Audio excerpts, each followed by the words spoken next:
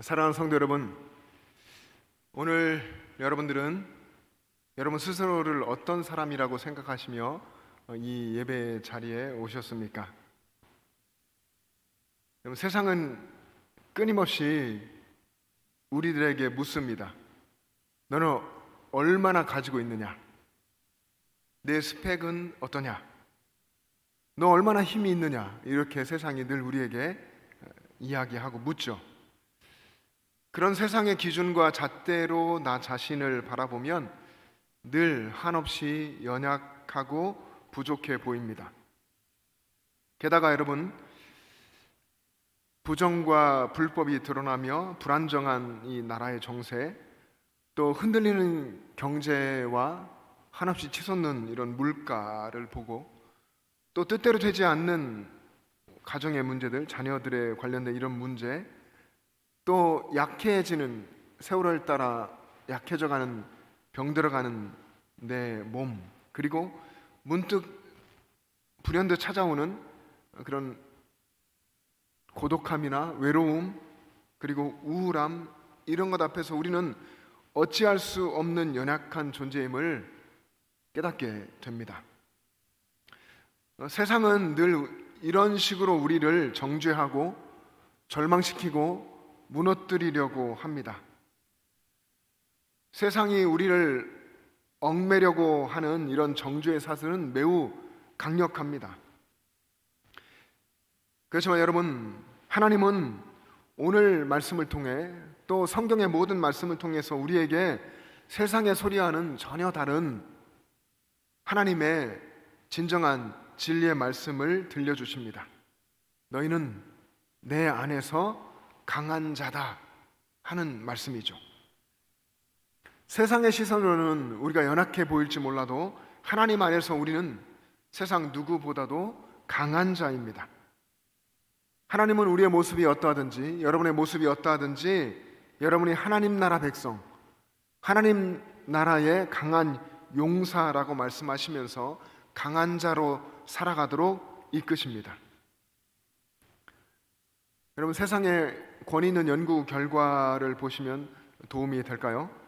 미국의 하버드 대학의 보건대학원의 연구 결과에 보면 정기적으로 하나님을 예배하고 그리고 신앙생활을 하는 사람은 그렇지 않은 사람, 그러니까 신앙생활을 하지 않고 정기적으로 예배하지 않는 그런 사람들에 비해 우울증 위험이 30% 정도 낮았고, 또 누구나 만나게 되는 이 인생의 비바람이 몰아칠 때에 그것을 딛고 일어서는 회복 탄력성이 현저하게 높았습니다.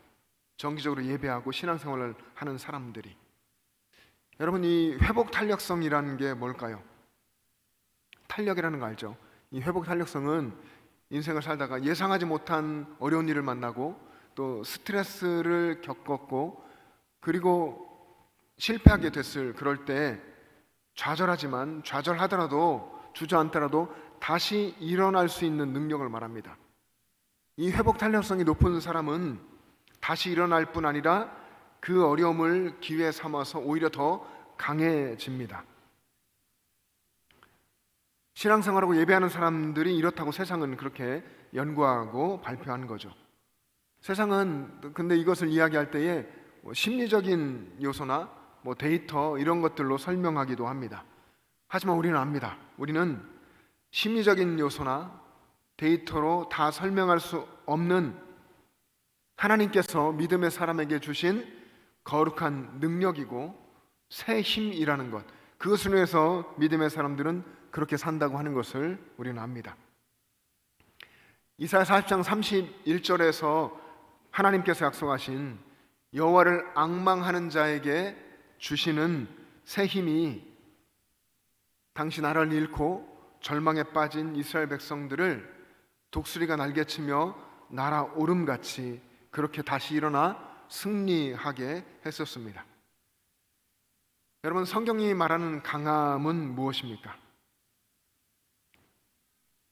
먼저 세상이 말하는, 세상이 이야기하는 강함은 내가 얼마나 가졌는가, 얼마나 많이 가졌는가 하는 것으로 결정됩니다. 그것이 돈이고 그것이 명예고 권력일 수도 있겠죠.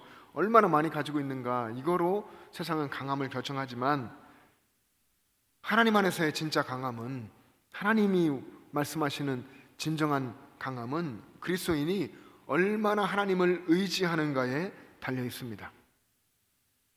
오늘 본문을 기록한 사도 바울을 한번 생각해 보십시오. 바울은 정말 위대한 사도였죠. 그러나 그에게는 그가 스스로 말하기를 육체의 가시가 있었습니다. 그 연약함을 가지고 바울은 살았습니다.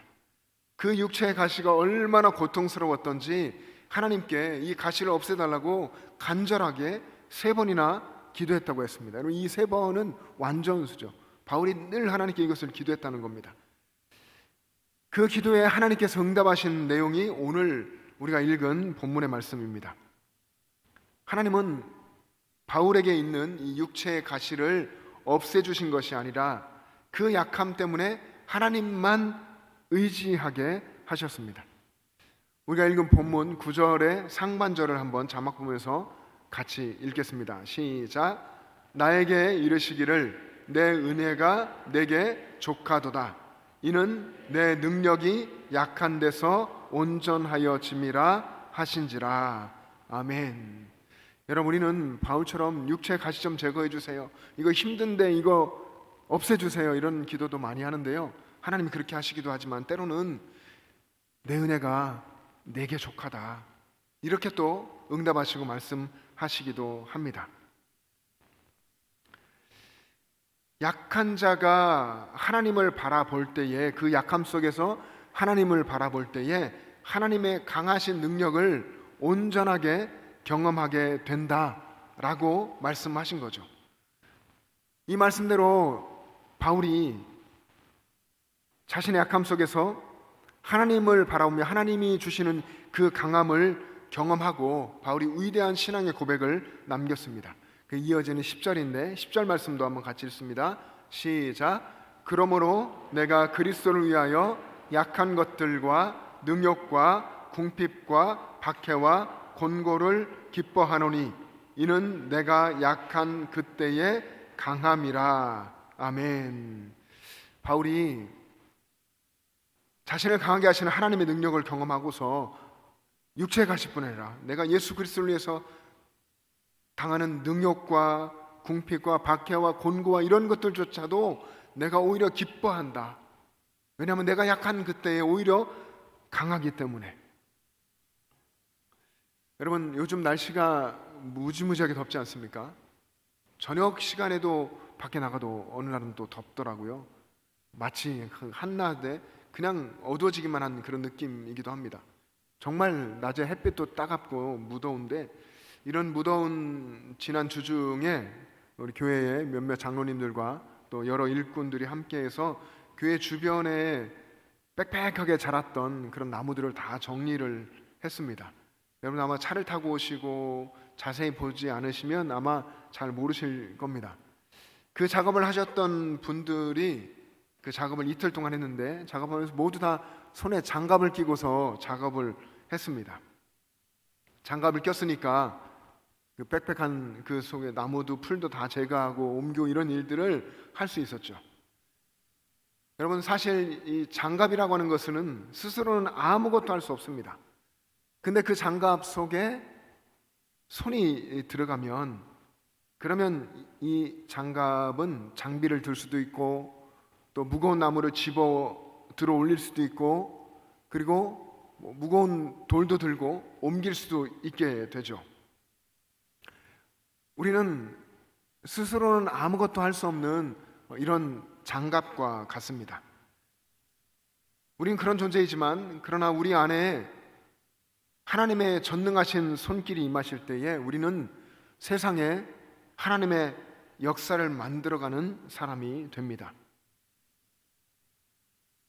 소년 다윗이 블레셋의 거대한 장수 골리앗 앞에 섰을 때 다윗에게는 자신에게는 아무 능력도 없었습니다. 다윗에게는 갑옷조차도 없었고 또 칼도 들지 않았습니다. 근데 다윗에게는 세상 누구도 보지 못하는 강력한 무기가 있었죠. 그게 무엇입니까? 바로 만군의 여호와 하나님의 이름입니다. 사무엘상 17장 45절 말씀을 자막 보면 같이 읽겠습니다. 시작. 다윗이 블레셋 사람에게 이르되 너는 칼과 창과 단창으로 내게 나아오거니와 나는 만군의 여호와의 이름 곧 내가 모욕하는 이스라엘 군대의 하나님의 이름으로 내게 나아가노라. 아멘. 만군의 여호와의 이름, 이스라엘 군대의 하나님의 이름으로 내게 나아가노라 하고 다윗은 이렇게 믿음을 선포하고서 골리앗을 향해서, 그 거대한 장수 골리앗을 향해서 맞서 달려나갔습니다. 여러분, 다윗의 강함은 그가 의지한 만군의 여호와 하나님의 이름의 능력에 있었습니다. 다윗은 약한 소년이었지만 그가 하나님을 의지했기 때문에 하나님이 행하시는 강한 승리의 역사를 경험할 수 있었던 겁니다. 오늘 본문에 기록된 내가 약한 그때의 강함이라, 내가 약한 그때의 강함이라, 이 역설적 진리가 여러분의 삶에 경험되기를 축복합니다. 여러분, 2000여 년 전에 초대교회 성도들은 그 당시 이 로마 제국 아래에서의 이 세상 관점으로 볼 때에는 아주 무력한 사람들이었습니다. 아무 힘이 없는, 그리고 보잘것없고 초라한 사람들이었습니다. 배교를 강요하는 로마 제국의 창과 칼 그 위협 앞에서 그들은 죽어갔고, 또 맹수의 밥이 되었고, 예수님처럼 십자가에 못 박혀 죽어갔습니다. 세상은 그렇게 그리스도인들을 미워하고 핍박했습니다.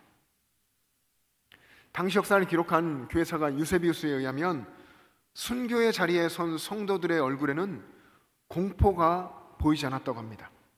오히려 그들의 얼굴에는 평안과 기쁨이 가득했고 그들의 입술에는 찬송과 기도가 늘 있었습니다.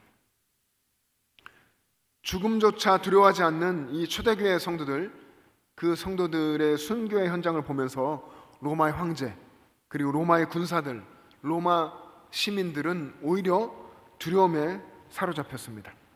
결국 로마 제국이 어떻게 됐습니까? 그들이 보기에 나약하고 연약하고 아무것도 아닌 것 같았던 그런 그리스도인들을 통해서 로마는 기독교 제국이 됩니다. 사랑하는 성도 여러분, 오늘 이 시대에 수많은 세월이 흘러 오늘 여기 이 시대를 살고 있는 우리들에게도 하나님은 강함으로 역사하십니다. 그리스도인이 강하다는 의미는요, 여러분 스스로를 이만하면 돼, 나는 괜찮아, 강해, 강한 편이야 라고 무의식적으로나 또 의식적으로 그렇게 생각하면서 살아가실지 모르겠습니다. 그리스도인이 진짜 강하다 하는 그런 의미는 그리스도인 스스로가 강하다는 말이 아닙니다. 그와 함께 계시는 하나님이 강하시다는 의미죠. 하나님이 그들과 함께 계시고 하나님이 함께 계심을 믿는 사람이 강하다는 것입니다. 여러분, 저는 어렸을 때에 이제 연을 날리려고 참 애를 썼던 기억이 납니다. 잘 날리지는 못했던 것 같아요. 그 기술이 참 잘 안 되긴 하더라고요. 여러분들 연을 아마 어른들 많이 날려보셨을 텐데, 연을 들고서 연줄을 풀면서 바람을 맞서서 정말 열심히 달렸습니다. 그러면서 연을 날리려고 했던 기억이 나는데, 연은 바람을 따라서 날아가면 땅에 곤두박질 치죠. 근데 바람에 맞서서 연이 이제 역풍을 만나서 그렇게 연이 날아오르게 되고 연은 높이 높이 하늘로 날아오릅니다. 사람들은 거친 이 세상의 바람을 만나면 그 바람에 같이 휩쓸리다가 낙심하고 절망하고 무너집니다. 하지만 성도, 하나님을 믿고 하나님의 능력을 아는 그 믿음의 사람은 하나님을 향한 믿음의 줄을 놓지 않고 그 거친 바람에 맞섭니다. 그러다 마침내 그 바람을 타고 더 높이 날아오르죠. 여러분, 그리스도인들이 그렇게 살아가는 사람들입니다. 여러분들이 여러분의 사역의 현장에서 그렇게 세상의 거친 파도에 믿음으로 맞서고 그리고 하나님의 능력으로 높이 날아오르며 승리하는 삶 살아가시기를 축복합니다. 우리 사랑하는 영천제일 가족 여러분, 여러분의 연약함을 감추려고 애쓰지 마십시오. 그 연약함을 가지고 하나님께로 나아가 기도의 자리로 나아갈 수 있기를 바랍니다. 연약함이 없는 사람이 없죠. 연약하지 않다라고 스스로를 정신 강화하고 이런 건 아무 신앙과는 관련이 없습니다. 오히려 우리는 그 연약한 존재인 것을 고백하는 그 밑자락에서부터 하나님의 강한 능력을 덧입는 삶을 시작하게 됩니다. 여러분, 세상은 어쩌면 여러분도 여러분의 삶 속에서 그랬을지 모릅니다. 세상은 약점을 숨기라고 말을 합니다. 그리고 숨기려고 애를 쓰죠. 약점 보이면 안 돼 라고 말합니다. 그러나 성도는 자신의 연약함을 솔직하게 인정하고 하나님께 나아가서 겸손히 하나님의 능력을 구하는 사람입니다. 그래서 약함은 수치가 아닙니다. 오히려 강한 척 하는 것이 수치죠. 여러분의 약함은 하나님의 능력이 여러분의 삶에 개입하실 하나님의 거룩한 통로입니다. 그래서 바울은 오늘 본문 속에 어떻게 얘기했습니까? 2번이나 그렇게 했는데 자신의 약함을 오히려 기뻐한다 라고 했습니다. 바울이 육체의 가시를 제거해달라고 하나님께 간절히 간구했을 때에 내 능력이 내 약한 데서 온전하여짐이라 하는 그 주님의 음성을 듣고서 도리어 그 약함을 크게 기뻐했습니다. 심지어 좀 전에 합독한 대로 그리스도를 위해서, 주님을 위해서 받는 능욕과 궁핍과 박해와 곤고도 기뻐한다라고 고백했죠. 여러분, 세상이 말하는 세상의 소리, 세상의 가치관, 세상의 평가에 흔들리지 말기를 바랍니다. 소유의 많고 적음, 그리고 사회 속에서의 지위의 높낮이에 여러분의 가치를 매기지 마십시오. 여러분이 정말 하나님 안에 있다고 한다면, 여러분이 진정한 믿음으로 살고 있다면 여러분의 가치는 그 어떤 것으로 평가할 수 없는 존귀한 가치입니다. 왜냐하면 우주 만물을 창조하시고 우주 만물을 주관하시는 만군의 여호와 하나님이 여러분의 아버지 되시기 때문입니다. 하나님이 우리 아버지신데, 하나님이 우리 아버지심을 내가 믿는데 무엇이 두렵고 어떤 것에 흔들리겠습니까? 세상이 우리를 어떻게 평가하든 우리의 모습 그대로 하나님을 의지하고 하나님께로 겸손히 나아가고, 그리고 하나님을 의지하여서 담대히 믿음의 길을 걸어가십시오. 그리고 하나님이 그렇게 믿음으로 살아가는 여러분에게 주시는 하나님의 것을 가지고, 그 강함을 가지고 여러분의 연약한 주변의 이웃들을 섬기시기 바랍니다. 하나님께서 우리에게 믿음을 주시고 은혜를 주신 이유는 세상 사람들처럼 다 남들 위에 그렇게 군림하라고 주신 것이 아닙니다. 세상에서 상처받고 세상의 그 무거운 삶의 짐에 억눌려 있는 그런 사람들, 그런 우리의 이웃들, 힘들어하는 가족, 그리고 친구, 또 직장과 이웃의 그런 동료들의 손을 잡아주라는 것이죠. 여러분이 믿음 안에서 예수 그리스도를 닮아서 건네는 그런 따뜻한 말 한마디, 그리고 작은 나눔과 그를 위한 기도가 절망에 빠져있는 그 누군가를 다시 일으켜 세우는 하나님의 강력한 역사의 시작이 될 수 있습니다. 사랑하는 성도 여러분, 혹시 여러분이, 다른 사람이 아니라 어쩌면 여러분이 그 삶의 거센 바람 앞에 맞서 서 계십니까? 인생의 힘겨움 속에 힘이 다 정말 빠지고 무력하게 마치 혼자 서 있는 것 같이 느끼며 서 있지 않습니까? 여러분, 그럴지라도 결코 낙심하지 마십시오. 여러분 언젠가 한 번은 들어봤을 법한 이 강철왕, 미국의 강철왕, 철강왕이라는 별명으로 유명한 앤드류 카네기라는 사람이 있었는데, 그 카네기의 집무실의 벽에는 그림이 하나 걸려 있었다고 합니다. 그 그림은 바닷가 모래사장에 덩그러니 놓여 있는 조그만 배인데요. 이런 그림입니다. 한번 화면을 보시겠습니다. 저런 그림인데, 이 카네기가 어느 날 이 그림을 보고서 이 그림을 가지고 있는 노인에게 부탁을 해서 이 그림을 사게 됐다고 합니다. 저 그림을 산 이유는 저 그림 아래에 적혀 있는 글귀 때문이었는데, 그 그림 아래에는 이렇게 써 있었습니다. 반드시 밀물이 밀려오리라. 그날 나는 바다로 나아가리라. 여러분, 지금 저 장면은 완전히 썰물이 돼서 모래사장에 배가 이렇게 눕혀져 있는 그런 모습이죠. 근데 언젠가는 밀물이 들어오지 않겠습니까? 그때 저 배는 나갈 겁니다. 나도 그러리라. 그런 소망을 담고 있는 그림이죠. 여러분, 지금 여러분의 삶이 썰물대처럼 다 빠져나고 텅 비어 있는 것 같이, 어쩌면 그래서 낙심되는 상황에 있습니까? 그러나 곧 하나님이 주시는 그 은혜의 밀물이 밀려올 것입니다. 우리는 세상 사람들이 볼 때는 보잘것없고 연약한 모습일지 모릅니다. 그러나 우리 안에는 온 세상의 주인이신 하나님이 함께 계십니다. 내가 약한 그때의 강함이라. 내가 약할 때 주님이 강하십니다. 주님 때문에 비로소 나는 강한 자로 삽니다.